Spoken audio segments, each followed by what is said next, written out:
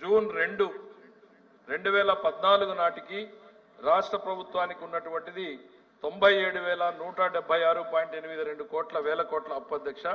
కార్పొరేషన్లకి 10,675 వేల కోట్ల అప్పు ఉంది అధ్యక్ష. 2018-19 ముగిసిపోయేట నాటికి 2,57,509 కోట్లు ప్రభుత్వానికి ఉంటే 49,000 కార్పొరేషన్లకు ఉంది అధ్యక్ష. యాజ్ ఆన్ జూన్ 24 వాళ్ళు సపరేట్ గా అడిగారు కాబట్టి సపరేట్ గా చెప్తాం అధ్యక్ష. 5,19,192 కోట్ల రూపాయలు అప్పుంటే కార్పొరేషన్లది 158,657 కోట్లు గ్యారంటీలు ఇచ్చినటువంటి అప్పు ఉంది అధ్యక్ష. గ్యారంటీలు ఇవ్వనటువంటివి ఆనాటికి మరో 90,000 కోట్ల రూపాయలు ఆ రోజుకి అప్పు ఉంది అధ్యక్ష.